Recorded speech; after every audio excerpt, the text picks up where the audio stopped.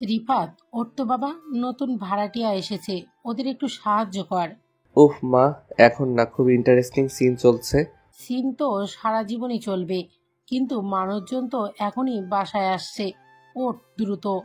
আরে, তারা কি প্রথমবার বাসা বদলাচ্ছে? নিজেরাই সামলাক। এই ছেলে, বেকার বসে বসে সিনেমা দেখার সময় আছে, আর একটু সাহায্য করার সময় নেই? মা, তুমি বুঝতে পারছো না, এই সিনেমাটা দারুণ জায়গায় এসেছে। একদম ক্লাইম্যাক্স। ক্লাইম্যাক্সে এসে যদি মোবাইলটা নিয়ে নিই? আহ মা প্লিজ, আমি যাব না। ঠিক আছে, তাহলে মোবাইলটা দাও, আমি দেখে নেই কত ইন্টারেস্টিং। ওকে ওকে, যাচ্ছি যাচ্ছি। এই তো বুদ্ধিমান ছেলে। অনিচ্ছা সত্ত্বেও রিফাত মোবাইল বন্ধ করে দরজার দিকে হাঁটতে থাকে, কিন্তু তখনও তার মনে একটাই প্রশ্ন, এই ভাড়াটিয়ার জন্য কি তার মুভির ক্লাইম্যাক্স মিস করতে হলো? তবে সে তখনও জানে না, এই নতুন ভাড়াটিয়ার আগমন তার জীবনে গল্পেও একটা নতুন ক্লাইম্যাক্স নিয়ে আসতে চলেছে। তারপর রিফাত বাইরে গেল, গিয়ে দেখলো যিনি তাদের বাসা ভাড়া নিয়েছে তিনি দাঁড়িয়ে আছেন। রিফাত তাকে জিজ্ঞাসা করলো, আসসালামু আলাইকুম। ওয়ালাইকুম সালাম। আঙ্কেল, আপনি কি নতুন ভাড়াটিয়া? হ্যাঁ বাবা, আমি হাসান আহমেদ। তুমি কি এখানে থাকো? হ্যাঁ, ওপরের ফ্ল্যাটে। আসলে আমার আম্মু আমাকে পাঠিয়েছেন আপনাদের সাহায্য করতে। ওহ। তারপর রিফাত তাদের কাজে সাহায্য করতে লাগলো। প্রায় 3 ঘন্টা হয়ে গেছে, এখনও কাজ শেষ হয়নি, আর তার ভাড়াটিয়া আঙ্কেল নবাবের মতো তাকে অর্ডার করেই যাচ্ছে, এটা করো ওটা করো। বিরক্তি হয়েই গেল, কিন্তু রিফাত মনে মনে ভাবছে, এই বেটার নিশ্চয়ই মেয়ে আছে, আর আমি ওর সাথে প্রেম করবো আর কষ্টের উসুল তুলবো। কিছুক্ষণ পর রিফাত খেয়াল করলো আঙ্কেলের স্ত্রী আর তার পিচ্ছি ছেলেকে নিয়ে বাসায় ঢুকছে। তাদের দেখেই রিফাতের মনটা খারাপ হয়ে গেল। কত শখ ছিল তাদের একটা মেয়ে থাকলে চুটিয়ে প্রেম করবে, তা তো আর হলো না। রিফাত বিরক্ত নিয়ে বলল, দূর কপালের দোষ, আমার জীবনে প্রেম ভালোবাসা নাই। ঠিক তখনই পিচ্ছিটা তার আম্মুকে বলল, আম্মু, আপু আসবে কখন? এই তো চলে আসবে। এই কথা শুনে রিফাতের মনটা বেশ ভালো হয়ে গেল। খুশিতে নাচতে মনে হচ্ছে ওর, তার মানে একটা মেয়ে আছে। তাই সে খুশিতে আরও কতক্ষণ কাজ করলো। হঠাৎ করে কিসের সাথে যেন ধাক্কা খেলো রিফাত। তার মনে হচ্ছে সে এখন তুলার বস্তার উপরে আছে। তখনই কে যেন চিৎকার দিয়ে উঠল আর রিফাতকে বলল, এই ছেলে চোখ কোথায় থাকে? ঠিক তখনই রিফাত অবাক হয়ে বলে, এটা তুলার বস্তা না, একটা মেয়ে, আর মেয়েটা দেখতে খুব সুন্দর। হাঁ করে তাকিয়ে আছে রিফাত। তার মনের মাঝে কেমন কেমন লাগছে।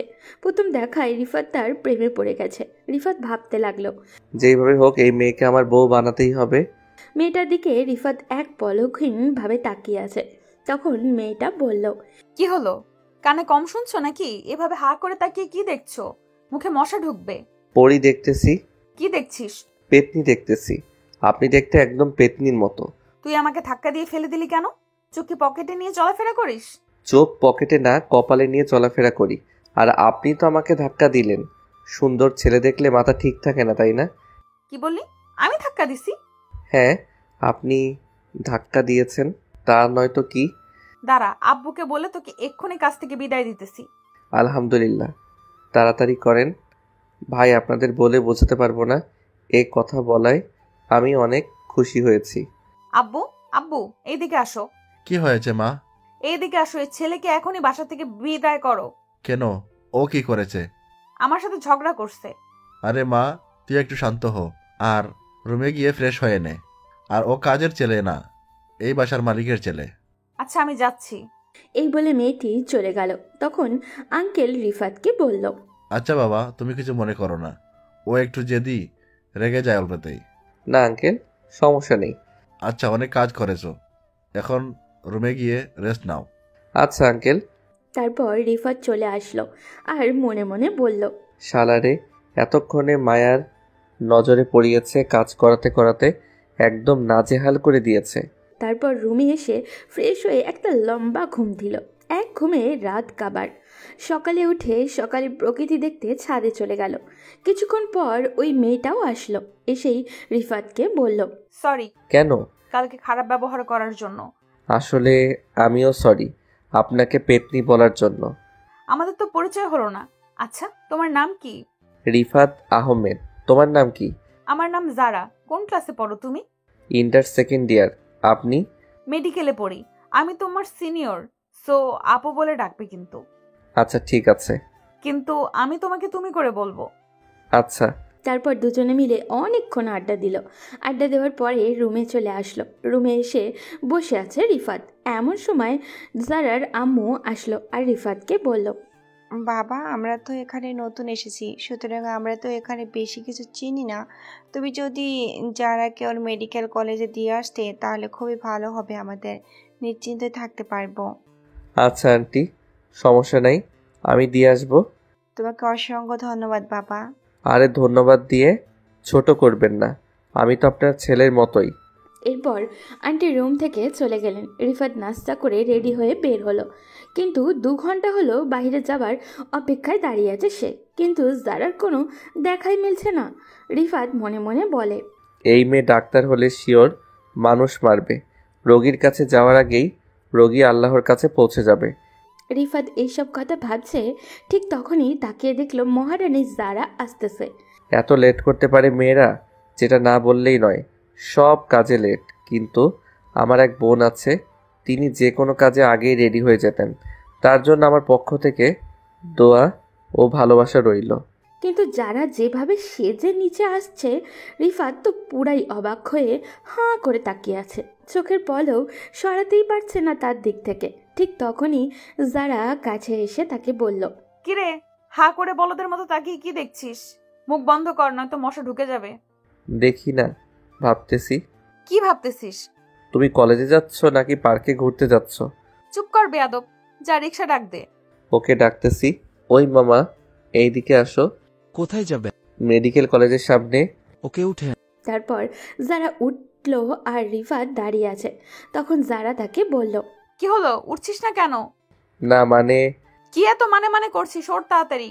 রিফাত আর কিছু না বলে সোজা রিক্সায় উঠে গেল। মামা রিক্সা চালাইতেছে। রিফাত রিক্সার এক সাইডে কোণে মতো বসে আছে, আর যে কোনো সময় পড়ে যেতে পারে। তাছাড়া অনেক আনইজিও ফিল করছে ও। আর তাছাড়া কোনো মেয়ের সাথে কোনো দিন রিক্সায় ঘুরবে এটা কখনো ভাবেনি সে, তাই লজ্জা করছে প্রচণ্ড। কারণ রিফাত কখনোই কোনো দিন কোনো মেয়ের সাথে এতটা মিশতো না, এমনকি মেয়েদের সাথে কথা অবধি বলতো না। রিফাত যে ভীষণ আনইজি ফিল করছে এটা যারা বুঝতে পারলো, আর রিফাতকে বলল, কিরে, ওভাবে বসে আছিস কেন? যে কোনো সময় পড়ে যাবি তো, ঠিক হয়ে বস। না মানে। ধুর বোকা, লজ্জা পাওয়ার কিছু নেই, এদিকে চেপে বস। তখন রিফাত আর কিছু না বলে চেপে বসলো, কিন্তু বুকের ভিতর কেমন জানি ধুকধুক করছে ওর। রিফাত কোনো মতে জারার কলেজের সামনে পর্যন্ত গেল। ভাড়াটা জারাই দিচ্ছে। অবশ্য রিফাত দিতে চেয়েছিল, কিন্তু জারা বলল আমি দিচ্ছি, তাই রিফাত আর কিছু বলল না।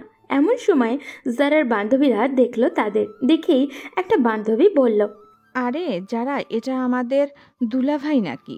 ও তোদের দুলা ভাই না, তোদের ছোট ভাই। ওহ।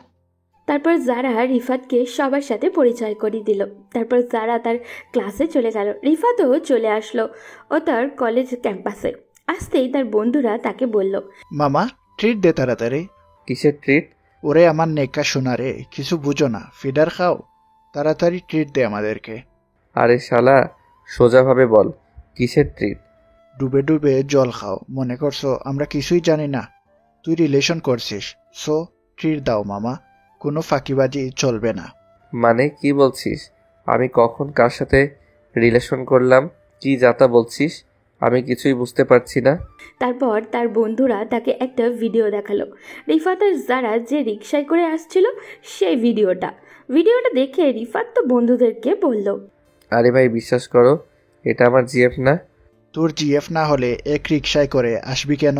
আর ইয়ার বিশ্বাস কর, আমার পুরোটা বলতে না দিয়ে এক বন্ধু বলে উঠলো, শালাকে ধরে ক্যান্টিনে নিয়ে চল, দেখি ট্রিট না দিয়ে যাবে কোথায়। এই কথা বলে ওরা সবাই রিফাতকে ক্যান্টিনে নিয়ে গেল। শালারা এমন খাওয়া দিতেছে, আমার মনে হয় এত খাবার জীবনেও খাই নাই। আমার পকেটের 12টা বাজাই দিছে। তারপর তো খাওয়া দাওয়া শেষে অনেকক্ষণ সবাই মিলে আড্ডাও দিল। এরপর বাসায় যাওয়ার জন্য রিক্সার জন্য অনেকক্ষণ অপেক্ষা করছে, কিন্তু রিক্সা আসছে না। রিফাত মনে মনে বলল, মনে হয় না আজ রিক্সা আমার কপালে আছে। আম্মু আব্বুকে কতবার বলেছি একটা বাইক কিনে দাও, কিন্তু তারা আমার কোনো কথাই শুনছে না। এই বলে রিফাত হাঁটতে শুরু করলো। কি আর করার, রিক্সা তো আসছে না। হঠাৎই একটা রিক্সা এসে তার সামনে দাঁড়ালো। তাকিয়ে দেখলো রিক্সায় জারা বসে আছে। তখন জারা রিফাতকে বলল, রিক্সায় ওঠ। রিফাত আর কিছু না বলে রিক্সায় উঠে বসলো। তখন জারা তাকে বলল, হেঁটে হেঁটে বাসায় যাচ্ছিস কেন? কেন, আর রিক্সা নেই তাই হেঁটে হেঁটে বাসায় যাচ্ছি। এভাবে দুজন গল্প করতে করতে বাসায় চলে আসলো। বিকেলবেলায় ছাদে দাঁড়িয়ে আছে রিফাত। তখন জারার পিচ্ছি ভাইটাও আসলো। রিফাত আর সাথে অনেকক্ষণ গল্প করলো। জারার ভাই হেব্বি ফাজিল, এক কথায় তার মতো দুষ্টু লোক আর হয়ই না। আমার শালা হলে ভালোই হবে, বেশ মজা করতে পারবো। শালা দুলাভাই। একটু পরেই ঝর্ণা ছাদে আসলো। রিফাত তখন রুবিক কিউব বক্স মিলাইতেছে। তাকিয়ে দেখলো যারা কালো একটা জামা পরেছে। খুব সুন্দর লাগছে যারাকে। আমি তো আবারও ক্রাশ খেলাম। এই মেয়েকে বিয়ে করতে পারলে আমার জীবন ধন্য। ঠিক তখনই ঝর্ণা এসে আমাকে বলল, তুই এগুলো মিলাইতে পারিস? পারি, কোনো ব্যাপার না, একেবারে সহজ। তুই আমাকে এগুলো মিলানো শিখাবি? আচ্ছা ঠিক আছে, শিখাবো। রিফাত জারাকে মিলানো শিখাইছে, বাট সে পারছে না। রিফাত মনে মনে ভাবছে, অন্য কেউ আমাকে 1000 টাকা দিলে আমি তাকে আরও 50 টাকা বেশি দিয়ে বলতাম, যা ভাই তুই বাড়িতে চলে যা, তোর এসব শিখা লাগবে না। তবুও অনেক কষ্টে যারাকে মিলান্তি শিখালাম। শত হোক 10টা না 5টা না, একটা মাত্র ভালোবাসা। শিখা শেষে যারা আমাকে বলল, এটা আমি নিয়ে যাই? নিয়ে যাও। তোর কোনো সমস্যা নাই তো? না, সমস্যা হবে কেন? তারপর কিছুক্ষণ আড্ডা দিতে রুমে চলে গেল। রাতে খাওয়া দাওয়া করে ঘুমিয়েও পড়ল রিফাত। সকালবেলা উঠে ফ্রেশ হয়ে রিফাত আর জারা কলেজে গেল। তাদের কলেজ পাশাপাশি। কলেজে আড্ডা দিয়ে ক্লাস শেষ করে আবারও জারার সাথে বাসায় চলে আসলো। সন্ধ্যার সময় রিফাত তার আম্মুকে বলল, আম্মু, আমি প্রাইভেট পড়বো। প্রাইভেট পড়বি পর, মানা করছে কে? টিচার বের করে দাও তাহলে। আর তাছাড়া যারা আপুকে জিজ্ঞেস করো সে আমাকে প্রাইভেট পড়াবে কিনা। আচ্ছা, আমি ওর আম্মুকে বলে দেখি কি বলে। তারপর খাবার খেয়ে ঘুমিয়েও গেল রিফাত। সকালবেলা উঠে কলেজে যাবে। আসলে তার আসল উদ্দেশ্য কলেজে যাওয়া না, তার আসল উদ্দেশ্য হলো যারার সাথে সাথে থাকা। এদিকে রিফাতকে রেগুলার কলেজে যেতে দেখে তার বন্ধুরা টাসকি খেয়ে গেছে, কারণ রিফাতকে মাসে একদিন কলেজে দেখতে পাওয়া যেত না। রিফাতের বন্ধু বলল, আমি বলছি কোনো ভুল বোঝাবুঝি হয়েছে। আমাদের সামনে যে বসে আছে এটা রিফাত না, এটা রিফাতের ডুপ্লিকেট। আরে অত অবাক হচ্ছিস কেন? মাঝে মাঝে ভালো হয়ে যাওয়া কি খারাপ নাকি? ভালো হয়ে যাওয়া আর প্রেমে পড়া এক জিনিস না ভাই। সত্যি বল, তুই প্রেমে পড়েছিস? তোকে মাসে একদিন কলেজে দেখা যেত, এখন প্রতিদিন আসিস। ব্যাপারটা কাকতালীয় না, নিশ্চিত কোনো কাহিনী আছে। না রে, প্রেম টেম কিচ্ছু না, এমনি আসছি। ও এমনি এমনি? তাহলে তোর সকালে কলেজে ঢোকার আগে মেডিকেল কলেজের গেটের বাইরে একটা মাইয়াকে নামিয়ে দিস। আমাদের বন্ধু কলেজে আসছে, কারণ সে একজন রিক্সা চালক হয়ে গেছে। মেয়েদের কলেজে নামিয়ে দেওয়ার নতুন সার্ভিস খুলেছে। তোর পাগল, ও এমন কিছু না। ওকে, নামটা বল। সেই ওকে? যারার নাম নাকি মুখ দিয়ে বের হবে না। কি, তোরা জানিস কিভাবে? ভাই, আমরা তোর বন্ধু, তোর চেয়ে আগে বুঝে গেছি। একটু বেশি ভালো লাগে ওকে, তাই প্রতিদিন নিয়ে আসি। মনে মনে কবেই প্রেমে পড়ে গেছিস, অথচ আমাদের বলিস না। আহারে, আমাদের ছোট্ট রিফাত বড় হয়ে গেছে। তোদের সঙ্গে কিছু শেয়ার করাই ভুল। শেয়ার না করলে তো আমরা ধরে ফেলতাম। এবার বল, যারাকে কখন প্রপোজ করবি? ওরে পাগল, এখনো তো বুঝিনি আমি ওকে পছন্দ করি। মানে তুই গোপনে বডিগার্ড সার্ভিস দিচ্ছিস? তোরাও না? ঠিক আছে, সব বলবো, কিন্তু তোরা কেউ যারার সামনে কিছু বলবি না। আচ্ছা, বলবো না। তারপর রিফাত সবগুলো ক্লাস করে জারাকে তার মেডিকেল কলেজ থেকে নিয়ে বাসায় চলে আসলো। বিকেলের নরম রোদ পড়েছে, হালকা বাতাসও বইছে। ছাদের এক কোণে দাঁড়িয়ে আছে রিফাত আর জারা। দুজনেই রেলিং ধরে নিচের রাস্তার দিকে তাকিয়ে আছে। চারপাশে পাখির ডাক, দূরে অজানা ধ্বনি ভেসে আসছে, যার মুখের উপর বাতাসে তার চুলগুলো এসে পড়ছে কিছুক্ষণ পরপর। জারা চুলগুলো সরিয়ে রিফাতকে বলল, তুমি হঠাৎ এত রেগুলার কলেজে যেতে শুরু করলে কেন? হঠাৎ? মানে আগে তো শুনলাম মাসে 1 থেকে 2 দিন কলেজে যেতে, এখন প্রতিদিন যাও কেন? এটা কি খারাপ কিছু? না, খারাপ না, তবে পরিবর্তনটা একটু রহস্যময় লাগছে। আসলে কলেজে যাওয়ার সময় একটা খুব সুন্দর দৃশ্য দেখতে পাই প্রতিদিন, তাই যাই। সুন্দর দৃশ্য? কি এমন সুন্দর দৃশ্য? তুমি? কি? মানে তুমি যখন আমার সাথে রিকশায় বসো তখন তোমাকে দেখে দিনটা ভালো লাগে, তাই প্রতিদিন যাই। তুমি সিরিয়াস? এই জন্য রোজ কলেজে যাচ্ছ? একদম সিরিয়াস। একটা সুন্দর জিনিস দেখার সুযোগ থাকলে কেউ কি মিস করতে চায়? আমি কিন্তু তোমার বড় আপু হই। তো তাতে কি হয়েছে? সুন্দর জিনিস দেখতে সমস্যা কি? তুমি কিন্তু খুব ফাজিল একটা ছেলে। গল্প করতে করতে সন্ধ্যা হয়ে গেল। তারপর রিফাত রুমে চলে আসলো। তার আম্মু এসে তাকে বলল, যারা তোকে পড়াতে রাজি হয়েছে। ও মা, তাই নাকি? তা কখন থেকে পড়াবে? কালকে বিকাল থেকেই পড়াবে। আচ্ছা ঠিক আছে। পরদিন রিফাত কলেজে গেল না, যারাও গেল না।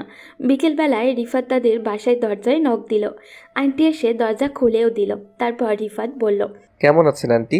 ভালো আছি, তুমি কেমন আছো? জি আন্টি, আমি ভালো আছি। আচ্ছা যারা আপু কোথায়? ও রুমে আছে। আচ্ছা তাহলে আমি যারা আপুর রুমে যাই। আচ্ছা যাও। তারপর রিফাত ওর রুমের দিকে গেল। দরজা বন্ধ, তাই দরজায় নক করলো, কিন্তু কেউ খুলল না। তাই রিফাত নিজেই দরজা ধাক্কা দিয়ে ঢুকে গেল। রুমে ঢুকে দেখলো যারা গোসল শেষ করে তোয়ালে পরে আয়নার সামনে দাঁড়িয়ে আছে। হঠাৎই তোয়ালে সরিয়ে ফেললো। রিফাত জারার এই অবস্থা দেখে ভ্যাবাচাকা খেয়ে গেল। একটু পরেই যারা রিফাতকে আয়নায় দেখলো। যারা রিফাতের দিকে তাকিয়ে একটা চিৎকার দিয়ে বলল, আম্মু, আম্মু। রিফাত যারা চিৎকার করা দেখে সেও চিৎকার করে বলতে লাগলো, আন্টি। রিফাত চিৎকার করার দেখে যারা বলল, কিরে, তুই আম্মুকে ডাকছিস কেন? তুমি একা ডাকতেছো তাই, যদি শুনতে না পাই তাই একটু হেল্প করলাম। দাঁড়া, আজকে তোর খবর আছে। কথাটা বলে ওয়াশরুমে ঢুকে গেল। রিফাত তখন বসে আছে। কিছুক্ষণ পর আম্মু আসলো। এসেই বলল, বাবা কি হয়েছে? ঝর্ণা চিৎকার করলো কেন? আসলে আন্টি আপুর টিকটিকি দেখতেছে, তাই ভয় পেয়ে এভাবে চিৎকার করছিল। ও আচ্ছা, আমি তাহলে আসি। কথাটা বলে আন্টি চলে গেল। রিফাত রুমেই বসে আছে। একটু পরই যারা ওয়াশরুম থেকে বের হলো। এরপর এসে তার কলার ধরে বলল, তুই এত বড় বেয়াদব কেন? আমি কি করেছি? অন্য কারো রুমে ঢুকতে হলে নক দিয়ে ঢুকতে হয়, সেটা তুই জানিস না? আমি ঢোকার আগে নক দিছিলাম, কিন্তু তুমি দরজা খুলোনি, পরে আমি ঢুকে পড়েছি। এবার আমার কলারটা ছাড়ো। তুমি টিচার না মাইয়া গুন্ডি? এই কথাটা বলার সাথে সাথেই যারা ছেড়ে দিল আর রিফাতকে বলল, তুই কিছু দেখিসনি তো? আরে কি যে বলো না, আমি অবুঝ দুধের শিশু, নাক টিপ দিলেই দুধ বের হবে, আর আমি কিছু দেখিনি। সত্যি বলছিস তো? একেবারে সত্যি। আচ্ছা এখন পড়তে বস। কি পড়বো? কি পড়ার জন্য এসেছিস? ও হ্যাঁ, ইংরেজি পড়ার জন্য এসেছি। আচ্ছা এইটা কি ভার্বের মধ্যে পড়েছে? কি ভাবো? ভাব না, ভার্ব। ও আচ্ছা, কি ভার্ব? পারিস না তুই? পারি না বলেই তো প্রাইভেট পড়তে এসেছি। এটা হলো অক্সিলারি ভার্ব। কি বললা? আজগরালির বাপ? আরে গাধা, অক্সিলারি ভার্ব। ও, অক্সিলারি ভার্ব। তারপর আরও কিছু সময় পেরোল। অনেকগুলো পড়া দিল। আসলে রিফাত এগুলো আগে থেকেই পারে। হয়তো আপনারা বলবেন তাহলে প্রাইভেট পড়া দরকার কি? আরে প্রাইভেট পড়ি শুধু যারার কাছাকাছি থাকার জন্য। এরপর সাথে সাথে পড়া কমপ্লিট করে দিলাম। তারপর যারা আমাকে বলল, এত তাড়াতাড়ি মুখস্থ হয়ে গেল? জি হ্যাঁ। Thank you so much. কোথায় টাঙ্কির ভিতর কই মাছ? আরে একটু মজা করলাম তোমার সাথে। ও তাই নাকি? আচ্ছা কালকে এগুলো শিখে আসবি কেমন? ওকে। আপু যাওয়ার সময় একটা কথা বলো। বল। তোমার কোমরে যে ছোট্ট কালো তিলটা না, ওইটা খুব সুন্দর। তার মানে তুই সব দেখে ফেলেছিস? না, আমি কিছু দেখিনি। তাহলে তিলটা দেখলে কিভাবে? দাঁড়া বেয়াদব। রিফাত আর এক মুহূর্ত সেখানে না দাঁড়িয়ে একটু দূরে চলে গেল। রিফাত কলেজে যাওয়ার সময় একসাথেই যায়, আবার বাসায় আসার সময় একসাথেই আসে। বিকেলবেলায় প্রাইভেট পড়ার উদ্দেশ্য শুধু যারাকে দেখার জন্য, আর কিচ্ছুই না। আবার প্রাইভেট পড়া শেষে ছাদে দুজন মিলে আড্ডাও দেয়। এক কথায় যারার সাথে সারা দিন চিপকে থাকে রিফাত। এইভাবে 3 মাস চলে গেল। এর মধ্যে রিফাত যারাকে অনেক ভালোবেসে ফেলেছে, যা তার মুখের ভাষায় প্রকাশ করা প্রায়ই অসম্ভব। কারণ রিফাত যাকে ভালোবাসে সে এক বুক সমুদ্র নিয়ে ভালোবাসে, আর ওই ভালোবাসার কোনো সীমানা নেই। কেউ যদি আমার ভালোবাসার সীমানা খুঁজতে যায়, যুগ যুগ কেটে যাবে আমার ভালোবাসার সীমানা, তবু খুঁজে পাওয়া অসম্ভব। তাই সে ভাবছে এবার ঝর্ণাকে মনের কথাটা বলে দেওয়াই দরকার। কিন্তু মনের ভিতরে অনেক ভয় লাগে তার, তবুও ভাবলো কালকেই জারাকে প্রপোজ করবে। পরদিন রিফাত বসে আছে কলেজ ক্যাম্পাসে, এক বন্ধু ফুল আনতে পাঠিয়েছে, কিন্তু সে এখনও আসছে না। প্রায় 1 ঘন্টা পর ফুল নিয়ে আসলো। তারপর রিফাত তাকে বলল, কিরে সালা, ফুল নিয়ে আসতে তো লেট কেন? কি আর করব বল, আমি ফুল আনতে গেছি আর আমার গার্লফ্রেন্ড সেটা দেখে ফেলেছে। পরে কি হয়েছে? পরে কি আর হবে, উনি ভাবছে আমি ফুল নিয়ে অন্য কাউকে প্রপোজ করতে যাচ্ছি। পরে লেগে গেল ঝগড়া, ওকে ম্যানেজ করে আসতে লেট হয়ে গেছে। দোস্ত, তুই আমার জানের জিগার দোস্ত। আচ্ছা, তুই ওই সূরা পারিস না? ওইটা পড়ে ফু দে আমাকে। কেন রে? আরে, ওকে যে প্রপোজ করব, ভয় লাগে, তাই বলছি সূরাটা পড়ে ফু দে আমাকে। আরে যা, আল্লাহর নাম নিয়ে দেখিস সফল হয়ে আসবি। আচ্ছা, আমি তাহলে প্রপোজ করতে যাই। আজকে ঝর্ণাকে প্রপোজ করবই। এই কথাটা বলতে বলতে জারার কলেজের সামনে চলে আসলো। মনের ভিতর কেমন জানি ভয় হচ্ছে তার, তবুও বারবার কে যেন বলছে, তুই পারবি রিফাত, একবার বলে দেখ তুই পারবি। এরপর রিফাত কলেজের ভিতরে গিয়ে দেখলো জারা ও ওর বান্ধবীদের সাথে আড্ডা দিচ্ছে। রিফাত জারাকে ডাক দিল, আপু, একটু এদিকে আসো। কি বলবি বল। আরে, সবার সামনে বলা যাবে না, একটু এদিকে আসো। আচ্ছা বল, কি বলবি? আরে, এখানে বলবো না, একটা জায়গায় চলো, সেখানেই বলবো। কোথায় যেতে হবে? আরে আগে চলো তো, তারপর বলছি। তোর হাতে ফুল কিসের? কাউকে প্রপোজ করবি নাকি? চলো তো আগে। আচ্ছা ঠিক আছে, চল। তারপর রিফাতের সাথে জারা হাঁটতে লাগলো। রিফাত আর জারা একটা নদীর পাড়েও আসলো। তাদের কলেজের থেকে নদীটা বেশি দূরে না, জাস্ট 5 মিনিট লাগে। আসার কিছুক্ষণ পর ঝর্ণা রিফাতকে বলল, কিরে, তোর মনের মানুষ কোথায়? আছে তো, কোথায়? আমার সামনে দাঁড়িয়ে আছে। মানে কি বলছিস? গোধূলির আলো নদীর জলে প্রতিফলিত হচ্ছে, হালকা বাতাস বইছে, চারপাশে নিস্তব্ধ, শুধু পানির মৃদু ঢেউয়ের শব্দ। যারা নদীর ধারে দাঁড়িয়ে চুলের এক পা সরিয়ে আকাশের দিকে তাকিয়ে আছে। রিফাত তাকিয়ে মুগ্ধ হয়ে দেখছে। হাতে এক গুচ্ছ লাল গোলাপ তুলে ধরে রিফাত গম্ভীর কণ্ঠে বলল, যারা চমকে রিফাতের দিকে তাকায়, চোখে অবাক ভাব। বাতাসে তার চুলগুলো উড়ছে যেন নদীর ঢেউ খোলানো পানি। রিফাত আলতো করে জারার মুখের উপর থেকে চুলগুলো সরিয়ে দিতে লাগলো, আর জারা বলল, রিফাত, এটা কি করছো? তোমার চুলগুলো নদীর ঢেউয়ের মতো দুলছে, বাতাস তোমাকে আরো সুন্দর করে তুলেছে, কিন্তু আমি চাই তুমি এই মুহূর্তটাকে আরো সুন্দর করে দাও। মানে? আসলে যারা, তুমি আমার মনের মানুষ, আমি তোমাকে অনেক ভালোবাসি। তোমাকে ছাড়া আমি আমাকে ভাবতে পারি না। জানি তুমি আমার বয়সে বড়, কিন্তু ভালোবাসা কখনো বয়স দেখে হয় না। প্লিজ আমাকে ফিরিয়ে দিও না। দেখো, আমি তোমাকে অনেক ভালোবাসি। তুমি যদি আমাকে ভালো না বাসো, তাহলে আমি বিষ খেয়ে মরে যাব। এই কথাটা বলে শেষ করতে না করতেই যারা রিফাতকে ঠাস করে 2 গালে বসিয়ে দিল এবং বলতে লাগলো, লজ্জা করে না আমাকে এগুলো বলতে? কি করে ভাবলি আমি তোর মতো একটা পিচ্চির সাথে প্রেম করব? নাক টিপ দিলেই দুধ বের হবে, আর কি বলি, মরে যাবি। আসলে আমি 40টা খাই না অনেক দিন ধরে। কি? কিন্তু এই আশা তোমার কোনোদিনও পূরণ হবে না। কেন রে, আমার এই আশা পূরণ হবে না? আমার বাবা যে কিপটে, 40টা কখনো করবে না। লজ্জা করে না হাসতে? আসলে আমার লজ্জা শরম একটু কমই। ভালো, তুই থাক। এই কথাটা বলে যারা চলে যেতে লাগলো। রিফাতও যারার সাথে সাথে যেতে লাগলো। যারা একটা রিক্সা নিল বাসায় যাওয়ার জন্য। রিফাত যে রিক্সায় উঠতে যাবে ঠিক তখনই যারা বলতে লাগলো, তুই রিক্সায় উঠেছিস কেন? বাসায় যাব তাই। একা একা যা, আমার সাথে না। এই কথাটা বলেই যারা চলে গেল। রিফাতের মনটা খুব খারাপ হয়ে গেল, কারণ সে এই প্রথম প্রপোজ করছে কাউকে, বাট রিজেক্ট করে দিয়েছে। মনটা কে সান্ত্বনা দিল ও, কিন্তু কেন জানি বলছিল একবার না পারলে দেখো শতবার, সেও হাল ছেড়ে যাওয়ার পাত্র নয়। এবার যেহেতু হয়নি, পরে অবশ্যই হবে। তারপরে রিফাত আরও একটা রিক্সা করে বন্ধুদের কাছে চলে গেল। বন্ধুদের কাছে যেতেই তাই বলল, কি বন্ধু, কাজ হয়ে গেছে? এখন ট্রিট দিবি, কোনো কথা শুনবো না। কাছে আয়। কাছে আসতেই ঠাস ঠাস করে 2টা চর বসিয়ে দিল রিফাত। তারপর তার বন্ধু তাকে বলল, আমাকে মারলি কেন? শালা, তুই কি সূরা পড়ে ফু দিছস? কোনো কাজ হয়নি। আরে যতটুকু পারছি ততটুকু পরেই ফু দিছি। সূরা পড়ার আগে ওযু করছিলি? না। আরে শালা, সারাদিন থাকিস, নাপাক কাজ হবে কিভাবে? ঠিক বলেছিস। তারপর ওদের সাথে কিছুক্ষণ আড্ডা দিয়ে বাসায় চলে আসলো রিফাত। বিকেলবেলায় জারার কাছেও গেল। জারা তাকে দেখে বলল, কিরে, কি জন্য আসছিস? পড়ার জন্য। আমি তোকে আর পড়াবো না। কেন গো? কি বললি তুই? বলছি কেন পড়াবে না? তুই আমাকে প্রপোজ করছিস তাই? আরে এটা কোনো ব্যাপারই না। তারপর অনেক কষ্ট করে রিফাত পড়াশোনার জন্য রাজি করালো। যারা আজ এমন পড়া দিচ্ছে তার দাদাও এত পড়া পড়ে নাই। রিফাতের উপরে প্রতিশোধ নিতেছে যারা, তবু কষ্ট করে পড়লো রিফাত ছুটির সময়। যারা একটা কথা বলি।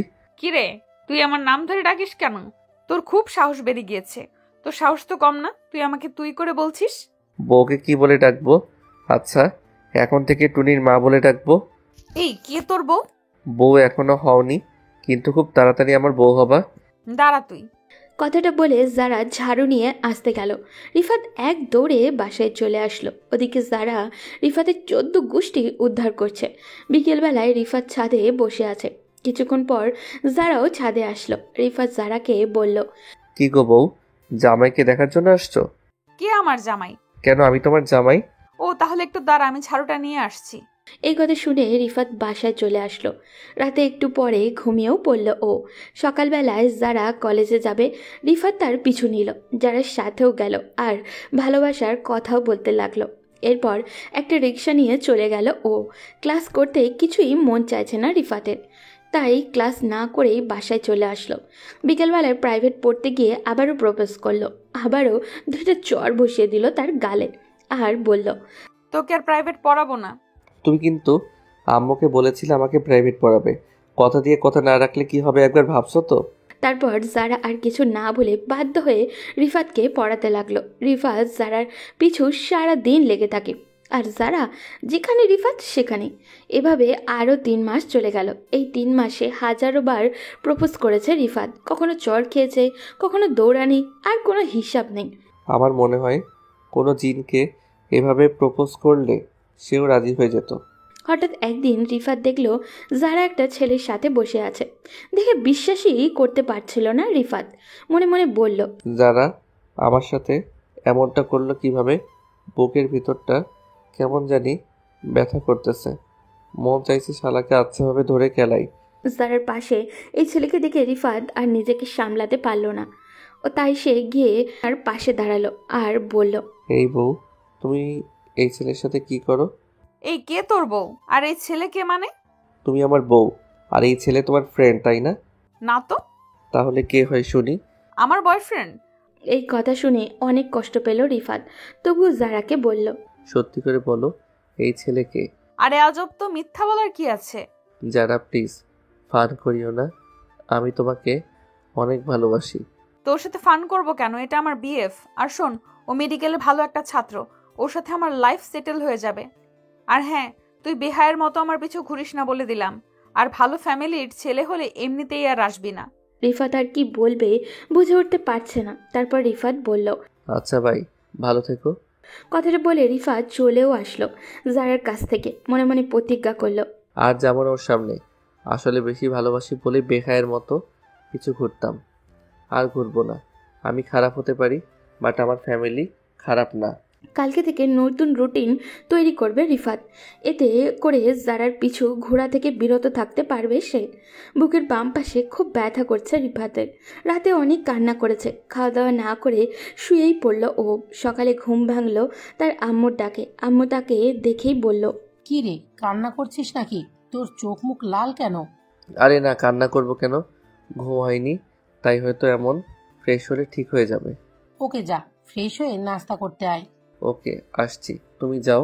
এরপর তার আম্মু চলে গেল। রিফাত ফ্রেশ হয়ে নাস্তা করার জন্য গেলেও কিন্তু খেতে ইচ্ছা করছিল না ওর, কারণ বারবার আর কথা মনে পড়ছে। তবুও তার আম্মুর জন্যই খেতে হলো। এরপর নাস্তা করে ছাদেও চলে গেল। ছাদে গিয়ে দেখলো যারা দাঁড়িয়ে আছে। তাকে দেখে আর ছাদে থাকলো না ও, সোজা রুমে চলে আসলো। একটু পর কলেজে যাওয়ার জন্য বের হলো ও। দেখলো যারা দাঁড়িয়ে আছে। রিফাত সোজা নিচের দিকে তাকিয়ে হেঁটে হেঁটে অনেকটুকু পথ চলে আসলো। এসে রিক্সার জন্য দাঁড়িয়ে রইল। যারা তাকে এইভাবে আসতে দেখে পুরাই তো অবাক। এরপর যারা একটা রিক্সা নিয়ে চলে গেল। রিফাতও একটা রিক্সা নিয়ে কলেজে চলে আসলো। তারপর কলেজে ক্লাস করে বাসায় চলে গেল। এখন আর যারার কাছে প্রাইভেট পড়তে যায় না সে, কারণ যারাকে দেখলেই নিজের অজান্তেই চোখের পানি চলে আসে আর খুব কষ্টও লাগে তার। আর তাছাড়া জারার কাছ থেকে দূরে দূরে থাকার চেষ্টা করে ও, তাই প্রাইভেট পড়তে যায় না।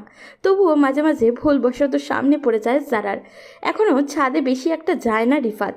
যারা ভালো করেই বুঝতে পারছে রিফাত তাকে ইগনোর করছে। যারা রিফাতের সাথে অবশ্য কথা বলতে চায়, কিন্তু এর আগেই রিফাত কেটে পড়ে। যারা রিফাতের রুমে আগে আসতো বাট কম, কিন্তু এখন একটু বেশি বেশি আসে। তার আম্মুর কাছ থেকে খোঁজ খবরও নেয়। যখন রিফাতের রুমে ঢোকে তখন রিফাত অন্য রুমে গিয়ে দরজা বন্ধ করে শুয়ে থাকে। রিফাতের এমন আচরণ দেখে যারা অনেক কষ্ট পায়। এইভাবে কয়েকটা দিন চলে গেল। একদিন রিফাত কলেজ থেকে আসার সময় রিক্সা না পেয়ে রাস্তা দিয়েই হেঁটে আসতেছে। হঠাৎই একটা মেয়ে পিছন থেকে ডেসে তাকে জড়িয়ে ধরল। তখন যারা মেডিকেল থেকে বের হয়ে রিক্সার করে বাসায় যেতে লাগলো। এমন সময় রিফাতকে এই অবস্থায় দেখে ফেললো ও। যারা রাগে লুক নিয়ে রিফাতের দিকে তাকালো, তারপর চলেও গেল। তারপরে রিফাত মেয়েটাকে বলল, কি ব্যাপার, পিছন থেকে জড়িয়ে ধরলেন কেন? আসলে ভাইয়া সরি, আপনাকে পেছন থেকে আমার বয়ফ্রেন্ডের মতো লাগছিল। বয়ফ্রেন্ড হলে কি পাবলিক প্লেসে এভাবে জড়িয়ে ধরবেন? দিলেন তো 12টে বাজিয়ে। কারণ যারা রিফাতকে এভাবে দেখে মনে করেছিল মেয়েটা তার জিএফ। এভাবে জড়িয়ে ধরতে দেখে খুব রেগে গিয়েছিল। রাগে চোখ মুখ একদমই লাল হয়ে গেছে। এরপর রিফাত বাসায় চলে আসলো। রুমে শুয়ে আছে। তখন যারা রুমে ঢুকলো। রিফাত পালতে যাবে তখনই কলার ধরে বলল, কি গো, কোথায় পালাচ্ছ? কই, কোথাও না। আমাকে ইগনোর করো কেন? আরে আপু, আপনাকে ইগনোর করব কেন? আমি তো আপনার কথাগুলো মানার চেষ্টা করছি। এই তুমি আপনি আপনি করতেছো কেন? বড়দের আপনি করে বলবো না তো কি বলে ডাকবো? তাহলে আগে তুমি করে বলতে কেন? আগে আপনাকে ভালোবাসতাম তাই। এখন আমাকে ভালোবাসো না? না, ভালোবেসে আর লাভ নাই, আপনি অন্য কারো হয়ে গেছেন। আরে শুনবা তো আগে। আমার একটু তাড়া আছে, আমি গেলাম। এই বলে রিফাত চলে আসলো। এই কথাগুলো না বললেই যারা বুঝে না প্রিয় মানুষকে দূরে ঠেলে দিয়ে কেমন কষ্ট হয়। রিফাতেরও একসময় এমনই হয়েছিল। কয়েকটা দিন কষ্ট দিয়ে পরে মেনে নিবে সে। রিফাত যারাকে দেখে তার বান্ধবীর সাথে হেসে হেসে কথা বলে। যারা দেখে আর অনেক রেগে যায়। যারাকে রাখতে অবশ্য ভালোই লাগে তার। পরক্ষণে রিফাত মনে পড়ে যায় যারা তো বয়ফ্রেন্ড আছে। আর ইদানিং যারা অনেক শুকিয়ে গেছে। মনে হয় ঠিক মতো খাবার খায় না ও, আর কান্না করে মনে হয়, কারণ তার চোখ মুখ ফুলে লাল হয়ে গেছে। এইভাবে কয়েকটা দিন চলে গেল। একদিন রাতের বেলায় রিফাত বাসায় আসছে। একটা ফ্রেন্ডের জন্মদিনে গেছিল ও। ওইখান থেকে আসতে লেট হয়ে গেছে। এরই মধ্যে বৃষ্টি নামতে লাগলো। এমন সময় রিফাত দেখলো কিছু বখাটে একটা মেয়েকে ডিস্টার্ব করছে। রিফাত ওদের কাছ থেকে গেলেও মেয়েটা আর কেউই নয়, যারাকে দেখে আরও বেশি রাগ উঠেছে রিফাতের। কারণ এত রাতে এখানে কেন এসেছে? রিফাত বখাটেদের বলল, কি ব্যাপার, বড় ভাই মেয়েটাকে ডিস্টার্ব করছেন কেন? তোকে বলা লাগবে? অবশ্যই বলতে হবে। এই কথা বলতেই রিফাতকে এক ঘুষি মারে। তারপর রিফাতও দিল সবগুলোকে উড়াধুরা মাইর। এর এক পর্যায়ে তাদের চাকুর আঘাতে রিফাতের হাত কেটে যায় এবং তারা পালিয়ে যায়। তখন যারা এসে তার ওড়না ছিঁড়ে রিফাতের হাতে বেঁধে দেয় এবং বলে, ছাতার নিচে আসো। লাগবে না, পরে জ্বর আসবে তো। বেশি কথা বললে একা রেখে চলে যাব। ওকে, চুপ করে থাকলাম। তারপর যারা আর কোনো কথা বলল না। রিফাত বাসায় এসে কাপড় চেঞ্জ করে ফ্রেশ হয়ে নিল। তারপর একটা ঘুমও দিল। রাতে তেমন কিছু না হলেও সকালে কেমন জানি জ্বর জ্বর লাগছে রিফাতের। বিকেলে জ্বর আরও বেড়ে গেল। বিছানা থেকে উঠতে পারছে না ও একদমই। সন্ধ্যাবেলায় হসপিটালে নিয়ে গেল রিফাতকে। পরে আর কিছুই মনে নেই তার। পরের দিন সকালবেলায় উঠে রিফাত দেখলো যারা তার বুকের ওপরে শুয়ে আছে। রাতে মনে হয় জেগেই ছিল। রিফাত নড়াচড়া করতেই যারা জেগে গেল। তারপর যারা রিফাতের মাথায় হাত দিয়ে বলল, জ্বর তাহলে একটু কমেছে? হুম। রিফাত, একটা কথা বলি। একটা কেন, হাজারটা বলেন। রিফাত, আমি তোমাকে অনেক ভালোবাসি। আরো কিছু বলবেন? এমন করো কেন? সত্যি আমি তোমাকে অনেক ভালোবাসি। আমি ভালোবাসি না, এখন আসতে পারেন। এরপর যারা কান্না করতে করতে চলে গেল। রিফাত ভাবল, আর ওকে কাঁদানো যাবে না, 2 দিন পর ওর জন্মদিন, ওকে মেনে নিব। এইসব ভাবতে ভাবতে রিফাতের আম্মু এসে বলল তাকে, কি রে, যারাকে কি বলেছিস কান্না করতে করতে চলে গেল? কই কিছু বলিনি। মেয়েটা কত লক্ষ্মী, সারাটা রাত ঘুমায়নি। না ঘুমিয়ে তোর সেবা করেছে। এরপর হসপিটাল থেকে বাসায় চলে আসলো। দেখতে দেখতে প্রায় 2 দিন চলে গেল। জারার জন্মদিন চলে আসলো। তারপর রিফাত রাতে কল দিলেও জারাকে 5 বারের মাথায় কল রিসিভ করলো ও। তারপর রিফাত বলল, যারা একটু ছাদে আসো প্লিজ। এত রাতে কেন ছাদে আসবো? আসতে বলেছি, আসো। একটু পর রিফাত ছাদে চলে আসলো। ঝর্ণা আসার সাথে সাথেই রিফাত ছাদে লাইট জ্বালিয়ে দিল। টেবিলে একটা জন্মদিনের কেক আছে। এগুলো সব আগেই প্ল্যান করে রেখেছে রিফাত। তারপর রিফাত জারাকে উইশ করলো আর একটা আংটি দিয়ে প্রপোজ করলো। আই লাভ ইউ যারা। এভাবে হবে না। তাহলে কিভাবে? আগে গোলাপ ফুল নিয়ে আসো। এত রাতে কোথায় পাবো গোলাপ ফুল? ওকে, ছাদের ওপাশ থেকে ফুল নিয়ে করলেই হবে। তারপর রিফাত ছাদের এক পাশ থেকে ফুল আনলো আর জারাকে প্রপোজও করলো। I love you, do you love me? I will marry you, you will marry me? Kiss, love you too. তারপর দোল্লায় বসে আছে দুজন। যারা রিফাতের কাঁধে মাথা রেখে বসে আছে। যারা বলতে লাগলো, জানো বাবু, আমি তোমাকে অনেক আগে থেকেই ভালোবাসতাম। আমি তোমার পরীক্ষা নিয়েছিলাম আর ওই ছেলেটা আমার ফ্রেন্ড। ও তাই? হুম। আচ্ছা, এখন একটা কিস দাও। যে যারা রিফাতকে কিস দিতে যাবে তখনই জারার ভাই এসে হাজির। অবশ্য রিফাতের আম্মু আর জারার আম্মু জানে তাদের যে দুইজন দুজনকে ভালোবাসে। জারার ভাই ছাদে এসে তাদেরকে বলল, তোমাদেরকে নিচে ডাকছে। চলো।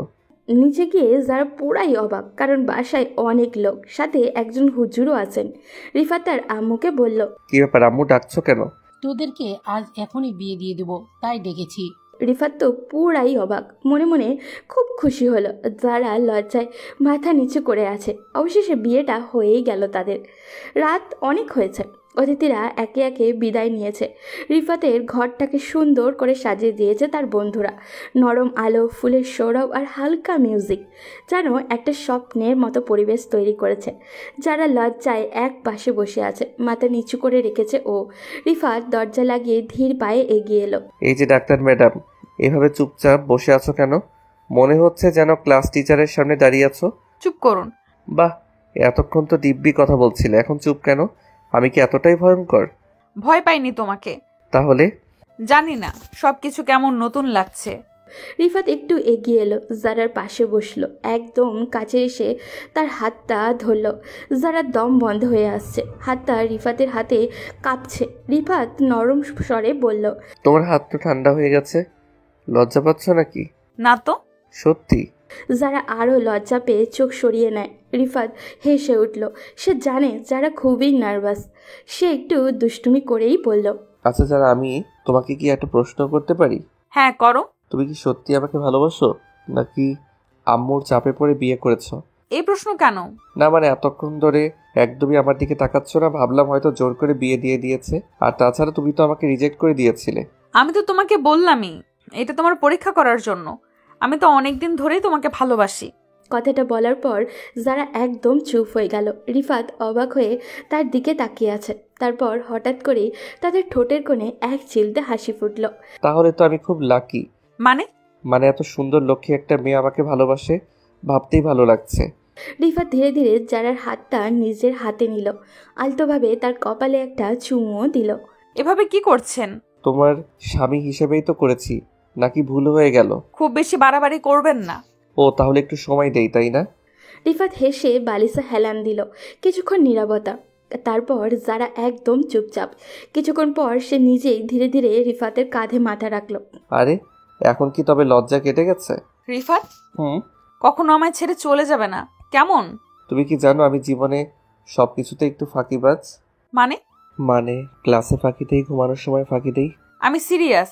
আমিও সিরিয়াস। জীবনে অনেক কিছু ফাঁকি দিয়েছি, কিন্তু তোমাকে ভালোবাসাটা কখনোই ফাঁকি দিব না। যারা শুনে হালকা হাসল। তারপর ধীরে ধীরে নিজের হাতটা রিফাতের হাতের উপর রাখল। দুজনের মাঝে আর কোনো কথা নেই, শুধু একটা অনুভূতি, ভালোবাসা। সারা রাত একে অপরকে জড়িয়ে ধরে ঘুমিয়েছিল রিফাত আর যারা। ভালোবাসার উষ্ণতা তারা দুজনেই গভীর ঘুমে তলিয়ে গিয়েছিল। সকালে দক্ষিণের জানলা দিয়ে নরম রোদ এসে পড়ল রিফাতের মুখে। রোদ্দুরের উষ্ণতা আর হালকা বাতাসের ছোঁয়ায় তাদের ঘুম ভেঙে গেল। সে আলতো করে চোখ মেলে দেখল যারা তার বুকের উপরে মাথা রেখে গভীর ঘুমে মগ্ন। তার চুলগুলো এলোমেলো হয়ে গালের উপরে এসে পড়েছে।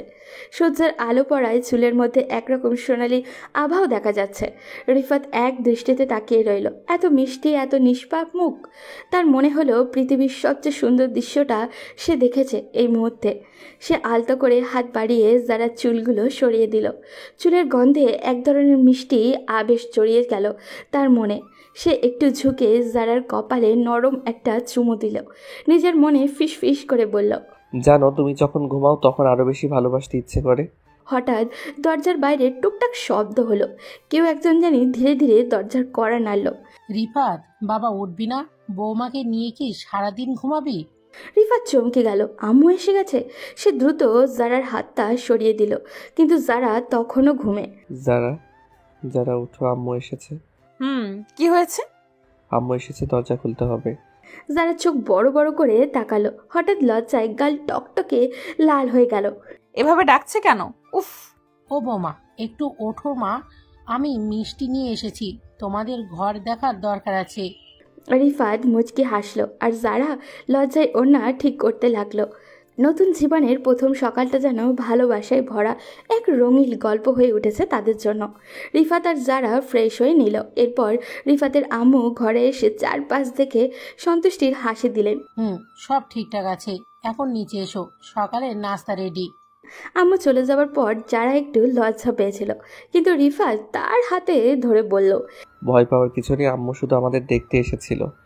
সেটা বুঝেছি।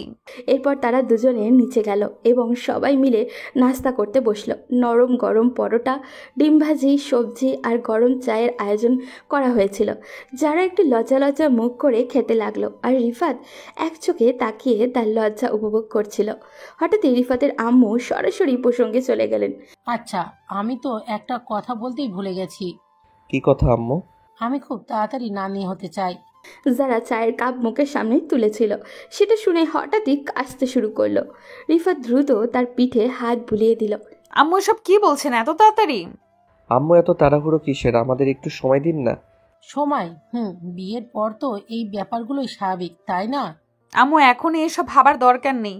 আমি আমার পড়ালেখাটা শেষ করি, আর রিফাতও তো এখনো পড়া শেষ হয়নি। আমি কিন্তু সিরিয়াস।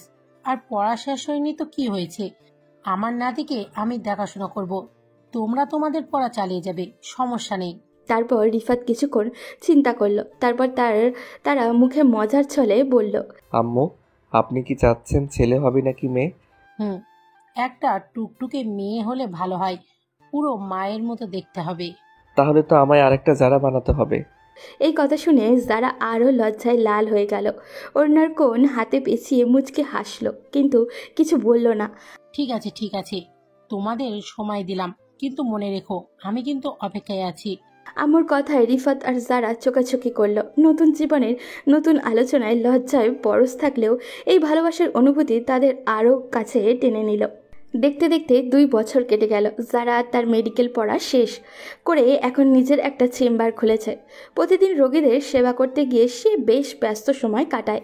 অন্যদিকে রিফাতও তার পড়াশোনা শেষ করে একটি প্রাইভেট কোম্পানিতে জব করছে। তাদের জীবন এখন সুন্দর ও সুগঠিত। এক রাতে তারা দুজনেই নিজেদের রুমের বিছানায় আরাম করে বসে গল্প করছিল। বাইরে ঠান্ডা বাতাসও বইছিল, জানলার পর্দা দুলছিল হালকা হাওয়ায়। রিফাত বলল, জানো আজ আম্মুর কি বলছিলেন? এবার কি আবার সেই একই কথা? আম্মু বললেন, আর কত দেরি করবি, তোর বউ এখন ডাক্তার, তুইও তো ভালোই কামাচ্ছিস, এবার আমাকে নানি হওয়ার সুযোগ দে। হায় আল্লাহ, আম্মু তো সত্যিই আমাদের ছাড়বে না। সত্যি বলো তো, তোমার কি ইচ্ছা নেই? ইচ্ছা তো আছে, কিন্তু এত ব্যস্ততার মধ্যে সময় কোথায়? তাহলে একটু সময় বের করতে হবে, বুঝলে? আমি ভাবছিলাম একটা সুন্দর হানিমুন প্ল্যান করলে কেমন হয়। হানিমুন? এই 2 বছর পর হঠাৎ এটা মাথায় এলো কিভাবে? কারণ বেবি প্রজেক্টের জন্য একটু রোমান্টিক পরিবেশ দরকার, তাই না? উফ, এসব কথা বলো না তো। আসলে আম্মু ঠিকই বলেছে, আমাদের জীবন অনেক সুন্দর, আমাদের ভালোবাসা পরিপূর্ণ, কিন্তু একটা ছোট্ট আমাদের মতো কেউ থাকলে কেমন হবে বলো তো? হয়তো খুব সুন্দর হবে। তাহলে ঠিক করো, আমরা কোথায় যাব? বান্দরবন কেমন হয়? নাকি সিলেটের কোনো সুন্দর রিসোর্টে যাওয়া যায়? পাহাড়ি জায়গা ভালো, কিন্তু সি বিচে রোমান্সের মজা আলাদা। তাহলে মারমেড বিচ রিসোর্ট কেমন হবে? ও মাই গড, সেটা দারুণ হবে। সমুদ্রের ধারে রিসোর্ট, চারপাশে শান্ত পরিবেশ, আর আমরা দুজন একসাথে। এই ট্রিপটা কিন্তু শুধু ঘোরাঘুরির জন্য না, আম্মুর ইচ্ছা পূরণের মিশন শুরু হবে এখান থেকেই। আহ, তুমি না একদম পাগল। পাগল তো তোমার জন্যই। তাহলে ঠিক রইল, উইকেন্ডে আমরা রওনা দিচ্ছি মারমেড বিচ রিসর্টে, ঠিক? ঠিক আছে, দেখা যাক কি হয়। সিদ্ধান্ত হয়ে গেল। এবার শুরু হবে তাদের জীবনের নতুন এক অধ্যায়, ভালোবাসার নতুন স্বপ্নের এবং ছোট্ট একটি পরীর অপেক্ষার। তারপর তারা তাদের সিদ্ধান্ত তার মাকে জানায় এবং তার মার কাছ থেকে অনুমতি নিয়ে তারা উইকেন্ডে সেই রিসর্টে চলে যায়। আগে থেকেই একটা রুম বুক করা হয়েছিল। রিফাত এবং তাদেরকে বলেছিল হানিমুনের জন্য, সুন্দর করে রুমটি সাজানোর জন্য। রিফাত আর যারা হাতে হাত ধরে রিসর্টের রুমে প্রবেশ করলো। দরজাটা খুলতেই এক মিষ্টি সুগন্ধ তাদেরকে ঘিরে ধরল। চারপাশে ছড়ানো লাল গোলাপের পাপড়ি, মৃদু হলুদ গাঁদা ফুলের সাজ, আর রুমের কোণায় মৃদু জ্বলতে থাকা মোমবাতি আলো পুরো পরিবেশটাকে যেন এক স্বপ্নময় জগতে পরিণত করেছে। জানলা দিয়ে দেখা যাচ্ছে দূরে সাগরের ঢেউ শান্ত গর্জনে তীরে এসে আছড়ে পড়ছে, আর চাঁদের আলো পড়েছে নরম সাদা বিছানার উপরে। যারা রুমে ঢুকতেই অবাক হয়ে গেল। ও মাই গড রিফাত, এটা তো একদম সিনেমার মতো। তুমি এগুলো সব প্ল্যান করেছো? প্ল্যান তো আগেই করেছিলাম, কিন্তু তোমার এক্সপ্রেশনটা দেখার জন্য অপেক্ষা করছিলাম। সত্যি বলছি, এটা একদম আমার স্বপ্নের মতো হয়েছে। শুধু সাজানো রুম দেখে এত খুশি? আসল চমক তো এখনো বাকি। রিফাত ধীরে ধীরে পেছন থেকে জারাকে জড়িয়ে ধরে। যারা চুলে লেগে থাকা গোলাপের সুগন্ধ রিফাতকে যেন আরও বেশি মুগ্ধ করে তুলেছে। যারা একটু লজ্জা পেয়ে চোখ নামিয়ে নেয়, কিন্তু তার ঠোঁটের কোণে লুকিয়ে থাকা হাসিটা রিফাত ঠিকই ধরে ফেলে। রিফাত নরম কণ্ঠে বলে, জানো আমরা একসাথে কতটা পথ পেরিয়ে এসেছি? সেই দিনগুলো যখন তুমি শুধু আমার আপু ছিলে, তারপর প্রেমিকা, আর এখন আমার জীবন সঙ্গিনী। সবকিছু এত সুন্দরভাবে কেটেছে যে বুঝতেই পারিনি কখন এত ভালোবাসা জমে গেছে আমাদের মাঝে। শুধু জমে গেছে? আমি তো চাই এবার সেই ভালোবাসা থেকে কিছু সৃষ্টি হোক। রিফাত, তুমি না। রিফাত ধীরে ধীরে জারার হাত নিজের হাতে নেয়, এরপর আলতো করে তার কপালে একটা চুমু খায়। সত্যিকারের আবেগ নিয়ে বলে, আমি চাই আমাদের জীবনের নতুন অধ্যায় শুরু হোক আজকের এই রাত থেকে। আম্মুর স্বপ্নটাও তো পূরণ করতে হবে, তাই না? শুধু আম্মুর স্বপ্ন না, আমাদেরও তো স্বপ্ন। রিফাত হাসে, তারপর জারার মুখের দিকে তাকিয়ে থাকে। চারপাশে রোমান্টিক পরিবেশ, হালকা হালকা বাতাসে দুলতে থাকা পর্দা, মোমের আলোয় আলো ছায়ার খেলা, সব মিলিয়ে মুহূর্তটা যেন এক পরিপূর্ণ ভালোবাসার চিত্র আঁকছে। রিফাত ধীরে ধীরে জারার মুখের কাছে আসে। তাদের নিঃশ্বাস মিলেমিশে এক হয়ে যায়। জারা লজ্জায় চোখ বন্ধ করে ফেলে। রিফাত তার কপালে আলতো করে চুমু দেয়, তারপর মৃদু স্বরে বলে, আমি চাই আমাদের ভালোবাসার সবচেয়ে সুন্দর প্রতিফলন আসুক এই পৃথিবীতে, আমাদের ভালোবাসার সাক্ষী হয়ে। যারা কিছু বলে না, শুধু রিফাতকে আরও শক্ত করে জড়িয়ে ধরে। বাইরে সমুদ্রের ঢেউ আরও উত্তাল হয়ে ওঠে, যেন প্রকৃতিও তাদের ভালোবাসার সাক্ষী হতে চায়। জানলার পর্দা বাতাসে উঠতেই থাকে, মোমবাতির আলো একটু একটু করে কমে আসে। এভাবেই শুরু হয় রিফাত ও জারার নতুন এক অধ্যায়, ভালোবাসার নতুন জীবনের নতুন এক অতিথির অপেক্ষায়। এভাবেই দুজনের ভালোবাসা কেটে যায় প্রায় 9টি মাস। ভালোবাসার প্রতিটি মুহূর্ত যেন ছিল অমূল্য। যারা এখন চেম্বারে যেতে পারে না, কেবল বাসায় থাকতে হয়। তার শরীর ভারী হয়ে গেছে আগের থেকে, তবে ভালোবাসা ও অস্থিরতা তার মধ্যে প্রবাহিতই হচ্ছিল। একদিন রিফাত অফিসে ছিল আর যারা বাড়ির সিঁড়ি দিয়ে নিচে আসছিল। হঠাৎ করে পা পিছলে যায় আর জারার সিঁড়িতে পড়ে যায়। তীব্র যন্ত্রণায় তার ঠোঁটে বেরিয়ে আসে একটা কষ্টের চিৎকার। রিফাত অস্থির পায়ে হাসপাতালের করিডোরে পায়চারি করছিল। তার হাতে ঘামে ভিজে গেছে, বুকের ভেতরটা অজানা আশঙ্কায় ধক ধক করছে। বারবার সে অপারেশন থিয়েটারের দরজার দিকে তাকাচ্ছে, কিন্তু সময় যেন থমকে গেছে। আল্লাহ, বাচ্চাটাকে সুস্থ রেখো, আমার জারাটাকে ঠিক করে দাও। ঠিক তখনই অপারেশন থিয়েটারের দরজা খুলে গেল। একজন ডাক্তার ধীর পায়ে বেরিয়ে এলেন। তার মুখে এক ধরনের প্রশান্তি ফুটে উঠেছে, কিন্তু চোখে কিছুটা চিন্তার স্পষ্ট। শুভ সংবাদ, বাচ্চাটি সম্পূর্ণ সুস্থ আছে। একটি ফুটফুটে কন্যা সন্তান হয়েছে। রিফাতের চোখে আনন্দের জলে চলে এলো, কিন্তু ডাক্তার তখনও থেমে যাননি। তবে মায়ের অবস্থা এখনও স্থিতিশীল নয়। প্রচুর রক্তক্ষরণ হয়েছে, তার শরীর খুব দুর্বল। আমরা আপ্রাণ চেষ্টা করছি, তবে আপনারা সবাই দোয়া করেন। আমি কি একবার দেখতে পারবো?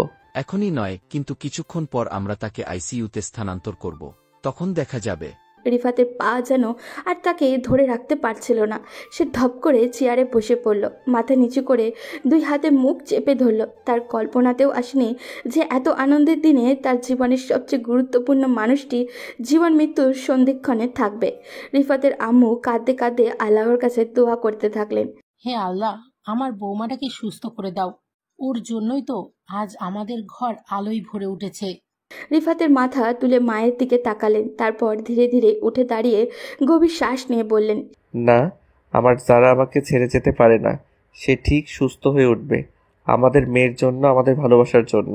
সে জানালার পাশে দাঁড়িয়ে চোখ বন্ধ করল, মনে মনে শুধু একটাই প্রার্থনা, হে আল্লাহ, আমার ভালোবাসাকে ফিরিয়ে দাও আমাদের নতুন জীবনের জন্য। করিডোরের বাইরে তখন প্রথম সকালবেলার আলো ফুটছিল। নতুন সূর্যোদয় আলো কি নতুন জীবনের বার্তা নিয়ে আসবে কে জানে। পরদিন সকালে হাসপাতালের পরিবেশ ছিল একেবারে পরিবর্তিত। রিফাত তখনও গভীর উদ্বেগে ছিল। গত রাতে তার কাছে যেন একটা দীর্ঘ স্বপ্নের মতো মনে হয়েছিল। গত রাতের অপারেশন থিয়েটারের কঠিন মুহূর্তগুলো তাকে অনেক কিছু শিখিয়েছিল, কিন্তু আজ দিনটা একটু আলাদাই ছিল। ডাক্তার এসে বলেছেন যে যারা অনেকটাই সুস্থ হয়ে উঠেছে এবং তাকে আইসিইউ থেকে বের করে সিটে দেওয়া হয়েছে। রিফাত কিছুতেই অপেক্ষা করতে পারছিল না। সে তড়িঘড়ি করে রুমে ঢুকে গেল। চুপচাপ দাঁড়িয়ে থাকতে থাকতে তার চোখে দেখা গেল এক ধরনের গভীর কষ্ট আর বিস্বস্তির মিশ্রণ। আর তখনই যারা মিষ্টি করে তাকে দেখল। তুমি তুমি আসছো? আমার জন্য এত চিন্তা করছিলে? রিফাত তার পাশে গিয়ে বসলো, কাঁধে হাত রাখলো। তার চোখের মধ্যে অদ্ভুত এক জোয়ার যেন ভেসে উঠেছিল। তুমি জানো, যখন তোমার চিৎকার শুনেছিলাম মনে হচ্ছিল পৃথিবীটাই থেমে গেছে। আমি ভেবেছিলাম আমি তোমাকে হারাবো।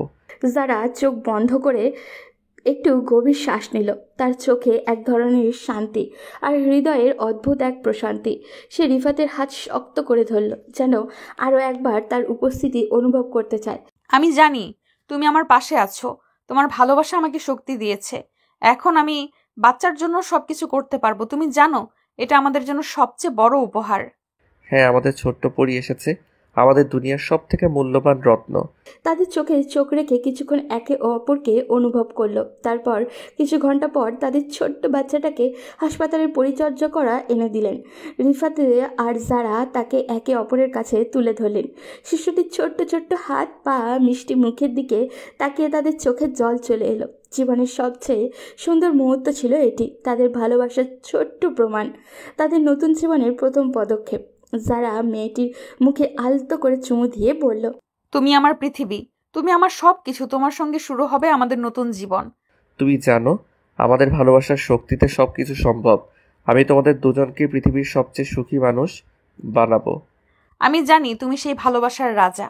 দুজন একে অপরের দিকে তাকিয়ে রইল। তাদের চোখে ছিল অগণিত কথা, অগণিত অনুভূতি। এখন তারা ছিল একসাথে, এক পরিবার, এক নতুন পৃথিবী গড়ার পথে।